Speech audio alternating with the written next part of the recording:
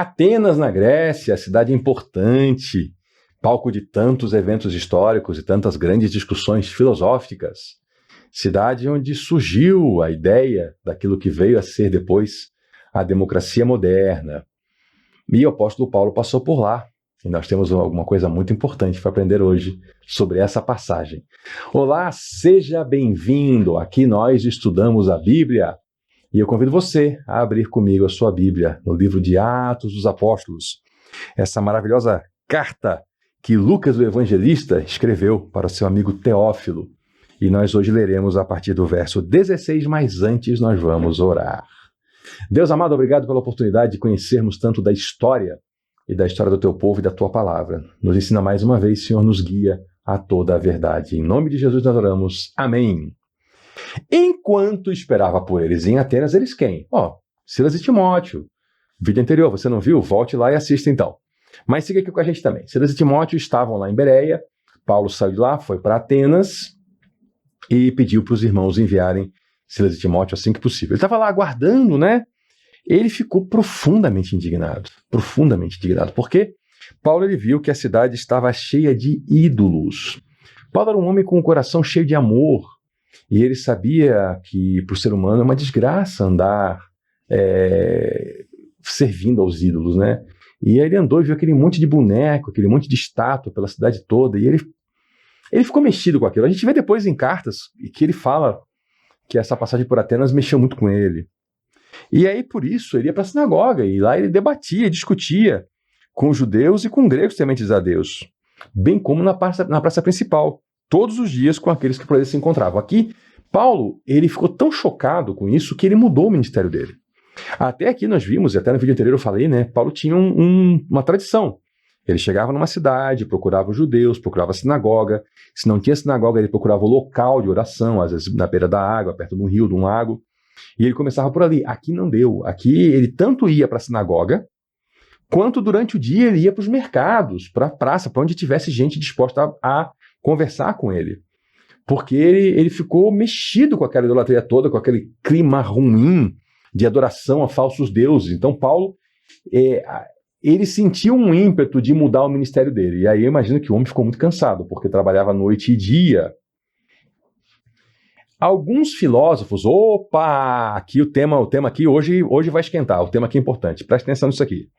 Alguns filósofos epicureus e estoicos começaram a discutir com ele. Alguns perguntavam, o que está dizendo este tagarela, este paroleiro? Outros diziam, parece que ele está anunciando deuses estrangeiros, deuses de outros povos, porque Paulo estava pregando as boas novas a respeito de Jesus e da ressurreição. Vamos falar um pouquinho de filosofia grega e do que isso aqui quer dizer e do problemão que é a igreja se apoiar em idólatras para interpretar a Bíblia? Vamos, já estou aqui dando a minha pancada, né? Então, deixa eu só situar aqui um pouquinho, tá? Quem são essas pessoas? Os epicureus, né, e os estoicos. Os epicureus, por que eles tinham uma discussão com Paulo? Porque tem princípios fundamentais do cristianismo que entram em choque com esses grupos. Os epicureus, eles buscavam o prazer como uma forma de dar significado à vida. Mas não era aquele prazer dos hedonistas, por exemplo, que é um prazer desenfreado, muito ligado a prazer sexual, a bebida, a comida. Não. Os epicureus buscavam prazer, às vezes, em coisas como a música, como a arte, como a retórica. É o que nós chamaríamos, talvez, de pequenos prazeres. Para com isso dar sentido à vida, né? A vida ser feliz. E a felicidade para eles era uma vida que não tinha vícios, era uma vida de virtudes. Os estoicos achavam que isso era balela. Os estoicos achavam que essa busca do prazer leva o homem para a carnalidade. Então eles buscavam a negação do prazer, né? Era uma vida, aquela coisa muito severa, né? O estoicismo, essa coisa mais de se desconectar desses prazeres. E, bom, a gente tem um problema fundamental, né? Que enquanto que um grupo dizia o seguinte, olha, talvez existam os deuses, mas eles não se importam e não interagem com a realidade. Outro grupo dizia, não, os deuses existem sim. Então os dois grupos lidavam com o quê? Com o paganismo. Tinham por trás o quê? O politeísmo, acreditar em muitos deuses e deuses falsos. E eu quero fazer uma conexão aqui com o problemão que aconteceu na igreja cristã, quando ali pelo século III, os grandes professores da igreja começaram a se apoiar no paganismo para explicar a Bíblia. Que paganismo é esse? Aristóteles, Sócrates e Platão.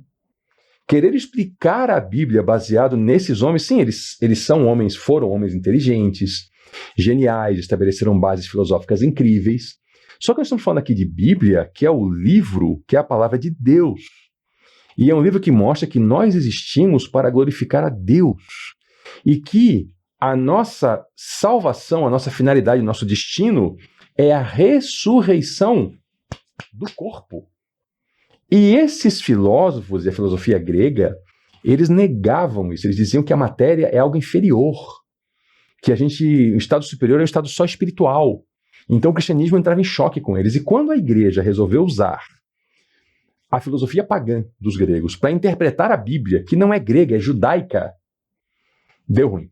Deu ruim e saiu muita coisa errada. Alguns até falam, não, mas Paulo era um homem muito culto e tinha influência da filosofia grega, assim como Lucas, que era um grego. Sim, mas o tema da Bíblia é Jesus. Jesus era judeu. E Deus formou a cultura judaica para entregar o Messias. Se Deus quisesse entregar o Messias na cultura grega, ele entregava o Messias, sei lá, em Alexandria, em Filipos, na Macedônia. Não, ele escolheu a Judéia. Ele escolheu que ele nascesse em Belém, da Judéia. Então, a gente tem que interpretar a Bíblia à luz da Bíblia e usando para isso a cultura do povo da Bíblia, né? E aqui seguindo, Paulo estava pregando sobre a ressurreição. E isso é uma chave importante para entender a crise que houve em Atenas. Porque quando os gregos ouvem isso entra em choque com toda a ideologia grega, não importa qual linha filosófica.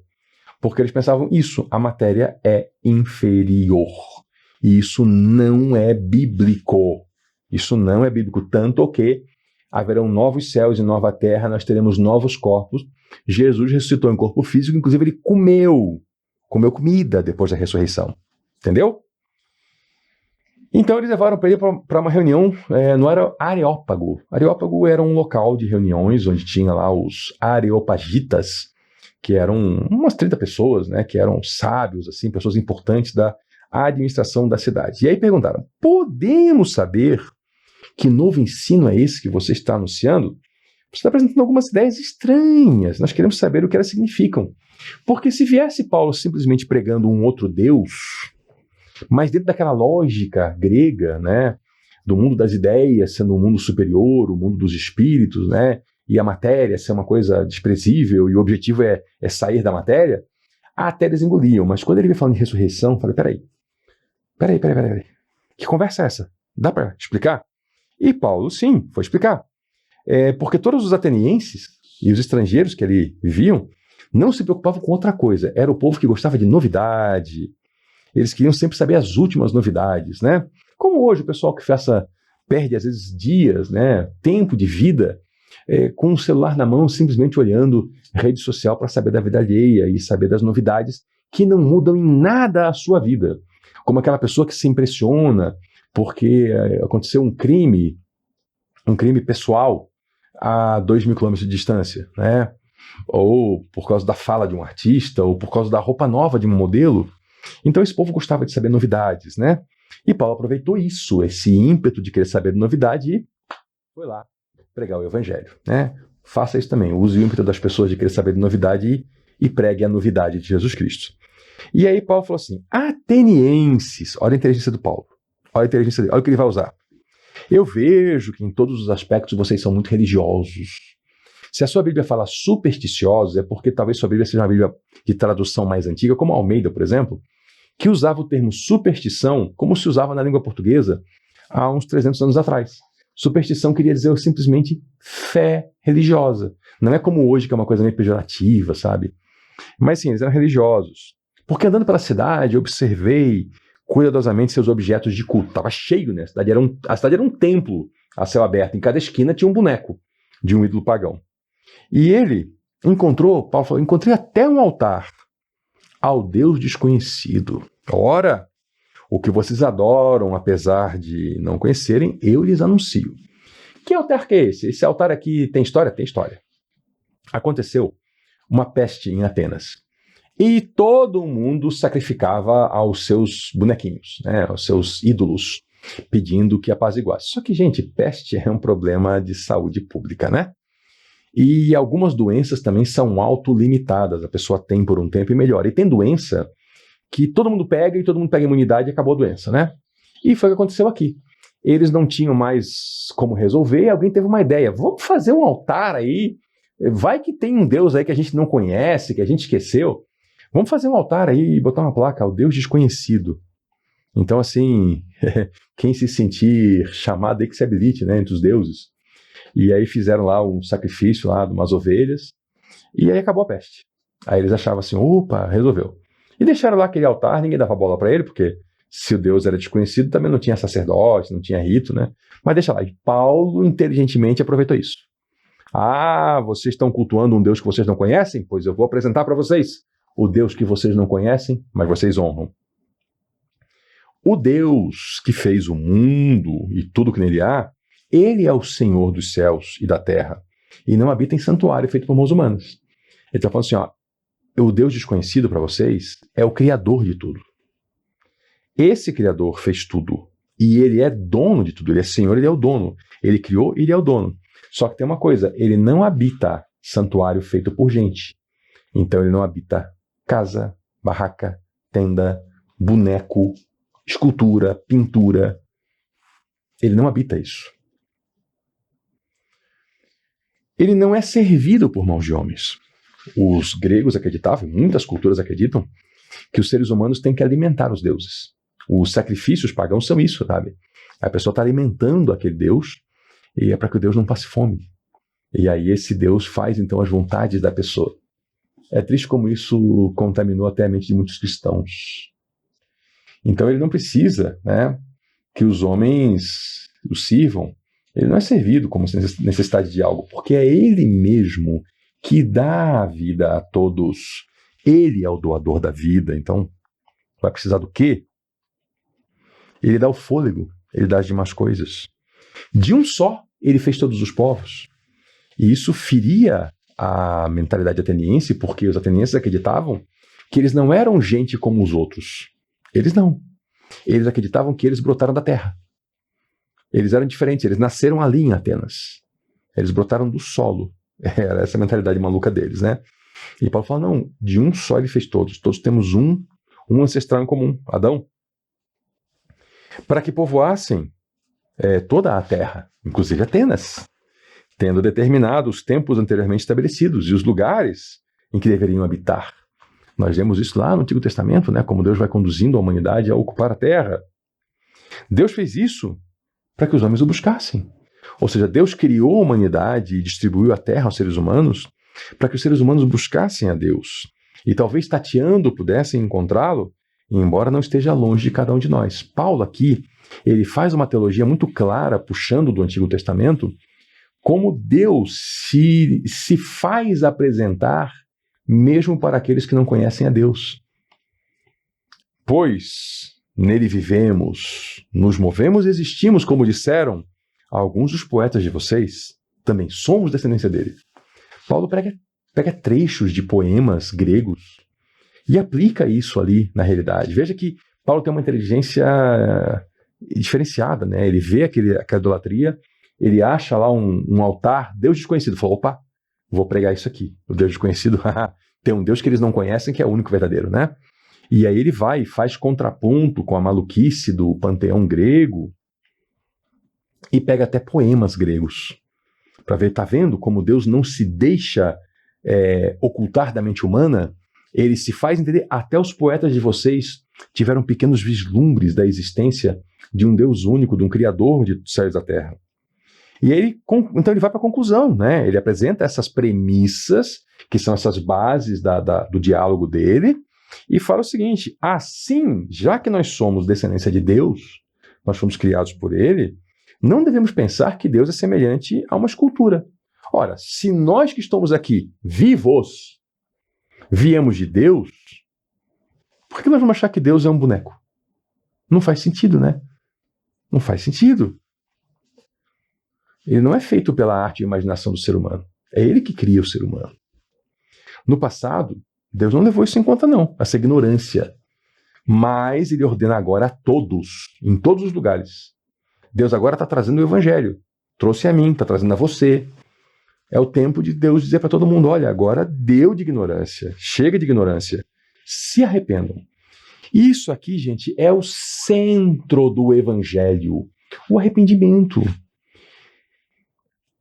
Estar com Cristo não é um grupo de crenças, não é uma série de verdades, uma lista de verdades. Estar com Cristo é a primeira coisa, é andar em arrependimento. Eu vou aqui fazer uma recapitulação de 3 pontos do Evangelho de Mateus inteiro com você, tá? Se você perdeu, volte aqui no canal e encontre a playlist de Mateus, tem tudo material lá. Apareceu João Batista pregando no deserto. Sabe o que ele pregava? Arrependam-se, pois é chegado o reino dos céus. Aí você avança alguns capítulos, aparece Jesus. Pregando sabe o quê? É a mesma frase, tá? Mateus, ele escreve a mesma frase. Arrependam-se porque é chegado o reino dos céus. E aí Jesus forma o seu grupo de discípulos e envia esse grupo por Israel para pregar. Sabe qual é a pregação deles? Arrependam-se porque é chegado o reino dos céus. É isso que Deus está chamando hoje a mim e a você para nós fazermos, nos arrependermos. Aí você fala assim, não, mas eu já sou cristão. Mas a gente peca, a gente tem que continuar se arrependendo dos nossos pecados. Esse é o centro. Então, Paulo está aqui anunciando para os atenienses, olha, Deus relevou no passado essa ignorância de ficar atrás de bonequinho, mas agora ele está chamando vocês para arrependimento. Tá? O negócio não é cultuar a estátua, dar comida para boneco, é arrependimento, é esse que é o negócio. E ele estabeleceu um dia em que há de julgar o mundo com justiça, por meio do homem que designou. E deu provas disso a todo mundo, ressuscitando ele dos mortos. Isso aqui acaba, e tem que acabar, com essa bobeira de achar que não vai ter julgamento, que as pessoas vão, sei lá, que nós vamos evoluindo, que a coisa vai melhorando, né? Ou que todo mundo vai ser redimido. Não, tem um julgamento. Tem um julgamento. Tá? E, olha, isso nós lemos nos 4 evangelhos, estamos lendo em Atos, vamos ler na Bíblia toda. Haverá um julgamento. E Deus deu prova disso fazendo o quê? Como é que Deus provou isso? Ele pegou o seu escolhido e ressuscitou ele dos mortos. Para mostrar, olha o que eu estou fazendo. A palavra que ele deu é verdadeira. A prova disso é ressuscitar um morto. E Jesus fez isso consigo mesmo, ele tomou sua vida de volta. Aqui, os ouvidinhos atenienses fizeram assim, ó, estouraram. Peraí. O Filho de Deus vem da eternidade. Se faz carne e osso. Vem habitar entre nós. Ensina o caminho da verdade. É assassinado injustamente, porque ele foi o único justo que já pisou nessa terra. Ele vai para o mundo espiritual. E ele decide voltar para o mundo físico. Aí eles, não. Aí pro ateniense estourou o ouvido. Porque ateniense e grego em geral pensava isso. Não, gente, o mundo material aqui é para esquecer, é para sair e não olhar para trás. Voltar. Só que o nosso Redentor voltou. E essa é a nossa esperança, que ele voltou. Ele ressuscitou. E nós também ressuscitaremos como ele. Essa é a promessa. Como ele é, nós também seremos. Claro que não em corpo limitado como é hoje, mas num corpo ilimitado, um corpo capaz de entrar na habitação de Deus. E eles ouviram isso e falaram, começaram a zombar. Não. Aí, ó, outro dia a gente conversa de novo, tá?